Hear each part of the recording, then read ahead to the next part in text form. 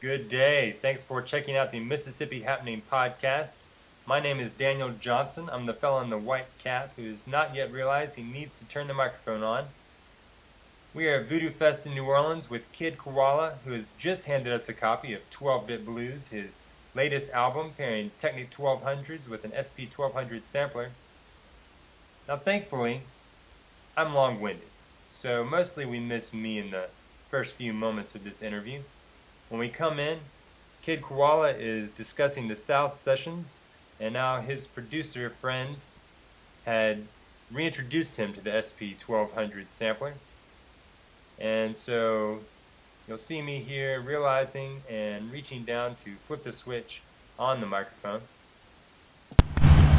Junior in LA, who's the producer of Check Your Head and Ill Communication and some of those Beastie albums that we were huge fans of. And I was just goofing around in the studio, and he was looking. He was telling me about this machine, the SP 1200, which I'd totally forgotten about, because I remember when it first came out. It was a $5,000 machine, state of the art. I was 12 years old or something, and I wouldn't be able to afford one of those at all. But I knew a lot of the classic sort of hip hop records were made on those. The early Public Enemy stuff, and even up to first Cypress Hill album, things like that. But it has a sound, and obviously the Beasties used a lot. It had a sound, but I kind of forgot about it because it was just way out of my range budget-wise at the time. But Mario actually reminded me, and this was in 2009 when we were mixing the Slew. He said, you totally got to get your hands on one of these. You can have fun, So I finally found one on Craigslist for way cheaper than that now, because it's pretty limited in what it can do. It only has 10 seconds of sound it can store, and the longest sound is 2 seconds, 2.5 seconds. It forces you to make different kinds of decisions when you're chopping stuff. So, but once I got it home, got it going, what ended up being the skeletons for most of these tracks happened in that first week of just playing around with this machine. So was it just happenstance? Were you playing with that machine at home and you were like, blues samples, that's what I need to... Well, there's something about it. I was just looking for drums at first, and when I started punching things out, I figured, well, there's so many great hip hop records made on this. I don't necessarily need to add to that pile. I was like, well, I thought I'd just use these hip hop tools to make a blues record. So I did, SL 1200 turntable and SP 1200 sampler. And something about playing is there's something very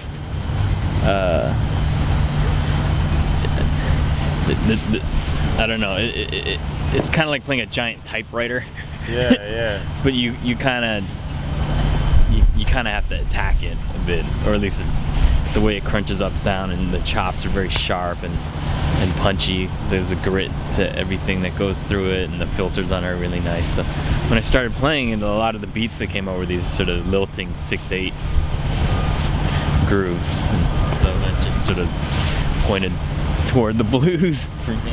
No doubt, and it's interesting because you really have done a lot of down tempo kind of turntablism stuff, and you get a different feel for each one with the Newphonia Must Fall, that kind of crisp, lilting of that kind of music box drive that it had. Yeah, that was based more on piano, and then to use the turntable more as a arrangement tool for strings, like scratching in oboes and woodwinds and string parts and kind of layering them in a way that was more orchestral, I guess. But that was to just, if you read the book, and you'll understand why the score had to be that mellow. It was essentially a love story. It wasn't really about banging drums or breakdancing or anything like that. So the music that came out was more score music. No doubt. And so I wondered, how you approached kind of your technique when you went into to make the blues, because you really achieved from the kind of juke stop shuffle feel to the more languid aspects of the blues. I feel there's a romanticism around that music. There's ghosts and stories behind almost every lyric or every lick, you know.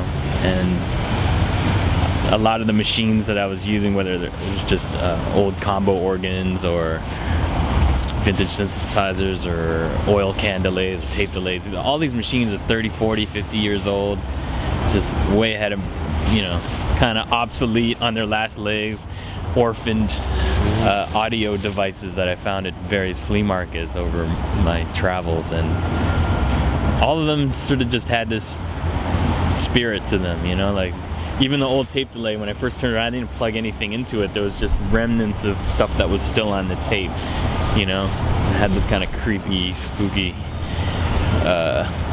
ambience that it just made on its own without, and then when you actually start sending audio through it, it just, you know, doubles up and makes this really ghostly reverbs and things like that. And it felt to me like connecting the dots to the past, even though obviously I'm making this music today in my generation or whatever. I think as a DJ, you're always trying to link to the past and the music, try to figure out where you fit in the history of music, but also just because you're interested in music, DJs are always trying to see what the influences were of the previous producers, and when, you know.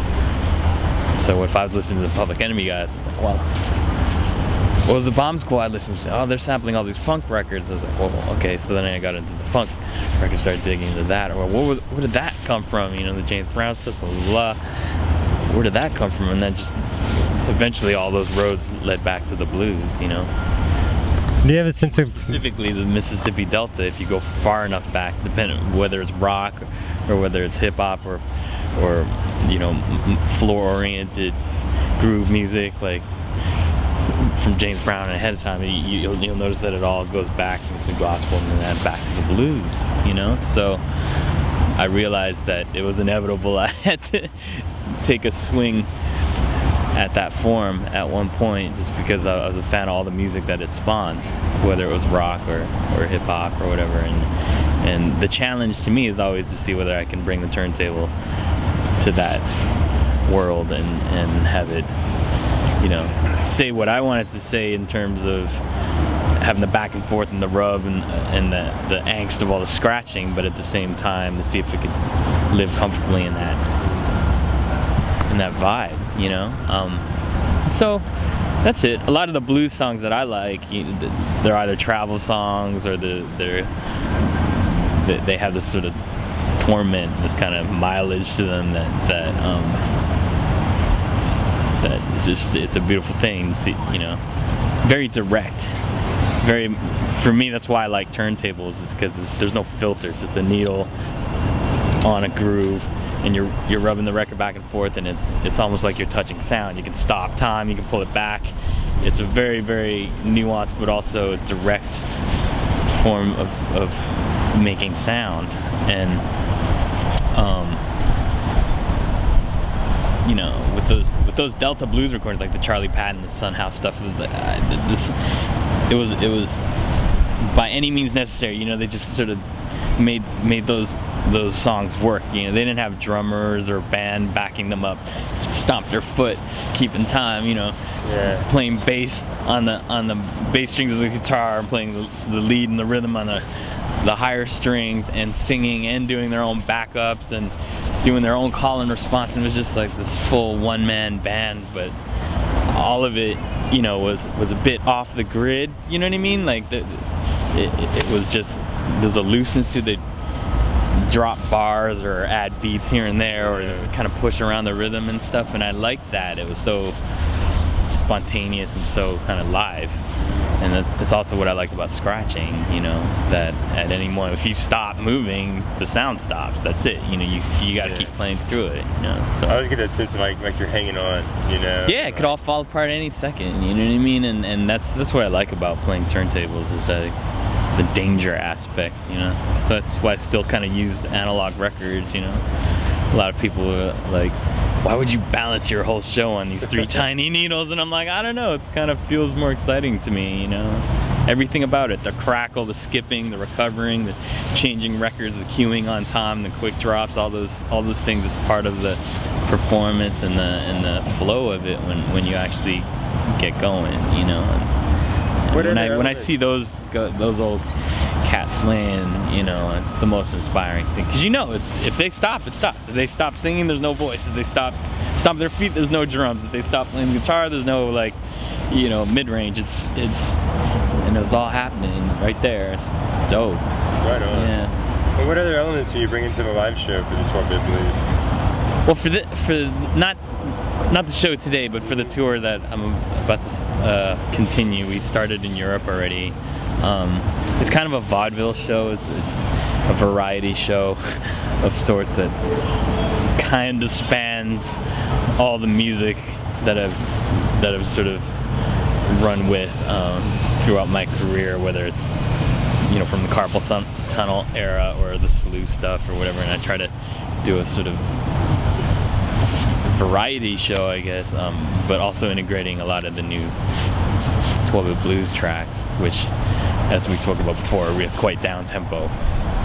And because they're down-tempo and in 6/8 rhythm, it's like pretty much a dance floor killer, and by that I mean, like, people don't know how to dance to it, and it's too slow, and I don't expect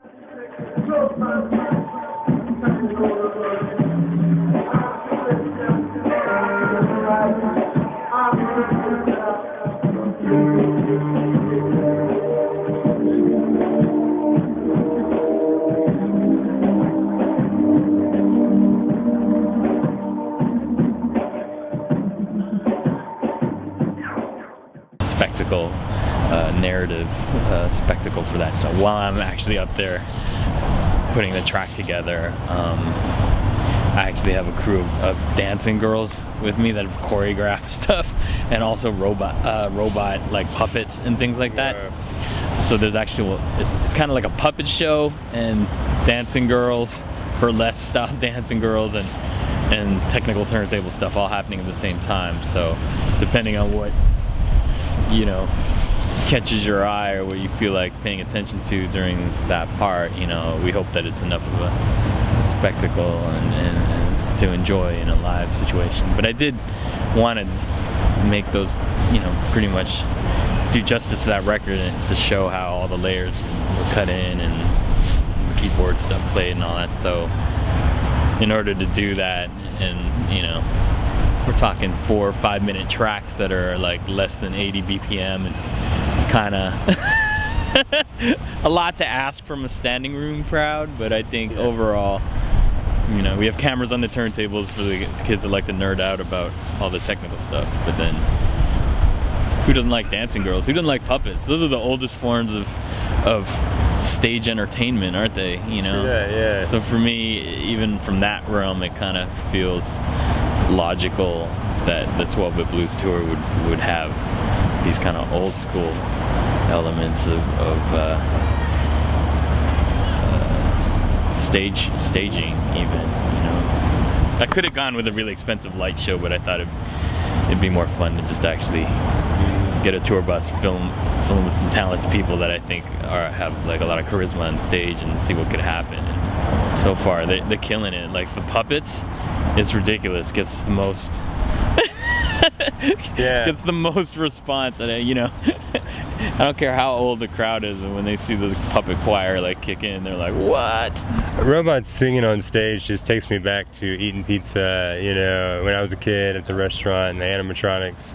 It puts me like me in a special place. Yeah. Well, that's, I mean, the thing with, I don't, you know, I was raised watching the Muppet Show and Monty Python and things like that, Kids in the Hall, you know, more recently the Mighty Boosh, like those types of shows, they go all over the place. It's like the ultimate license to ill, you know. For me, it's like, I want to work there, man. It sounds like every day is like completely different, and you get to do this crazy fun stuff and laugh a lot, and that's really what it's about, you know. So well, I don't want to take up too much more of your time, but you know, there's a lot of artists in Mississippi in all disciplines, dance to visual arts to music, who are rethinking the blues and like kind of bringing that back up and thinking about it and saying, you know, what does it mean to today be trying to engage with this art form in a new way. And I was just wondering what you think about that, taking these movements that really genuinely arose in a historical place and time, and trying to think about how they speak to us today. I think over the generations, everyone's still struggling with the same,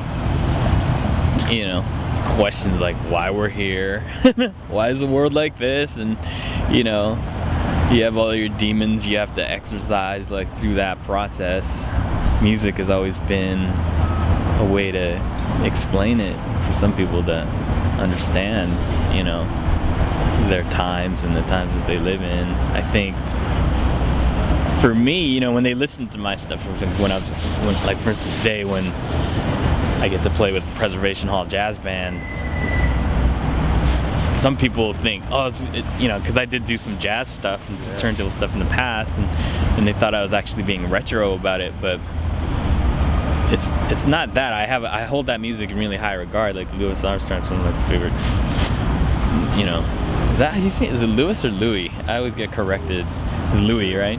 So Louis Armstrong is just. I grew up listening to that. My family, had that playing in the house all the time. So even though I'm not from New Orleans, it helped shape my ear, when I was growing up. And so when it was time to play my own instruments, it's like, yeah, it could be retro, but all you have to do is realize the mastery of that instrument that guy had on the trumpet. You try to see if you can attain that level of progress on your own instrument, no matter what it is, and so for me it was a turntable, and that was it. And you learn from looking at musicians that came before you. So I always have one ear pointing towards the past anyway, and I'm very, very interested in hearing what's next and doing something that I haven't heard yet, but at the same time I know to get there I need to reference and learn from sort of the music that came before me. And regarding the blues, I think, like I said, it's just one of the most direct forms of music, really. It's kind of like, I don't know, it's such a pure art form, like stand-up. It's like one person, a mic, and their voice and some ideas, and that's it. There's it's so stripped down, but I've seen like a stand-up comedian burn up a crowd within 3 minutes. I've seen bands take at least 3 songs before they win over the crowd. I've seen stand-ups doing less time. To me, it's like, wow, they just laser focused it on that one thing that connects everybody in the crowd and gets them all laughing on the same thing, whatever. Musically with the blues, I feel that's it too. It kind of tackles the kind of heavier parts of your existence, really, you know what I mean? And everybody feels it on some level or in their own way, and when you hear that music, at least when I do, it just resonates, so it's like my boingy telephone. Well, hey man, thanks so much for being a part of the show and for delving into the culture and seeing what was there. It's a rich culture. We can't let it die. You know what I mean? I think it's the duty of this generation to understand how that directness, no matter what kind of tools you're using, I don't care if you're using the fastest laptop in the universe, what people respond to is the directness, the human sort of element behind it, and I think blues illustrates that so directly, so purely, you know what I mean? If you listen to those old Sunhouse records of it's just like, there, blam,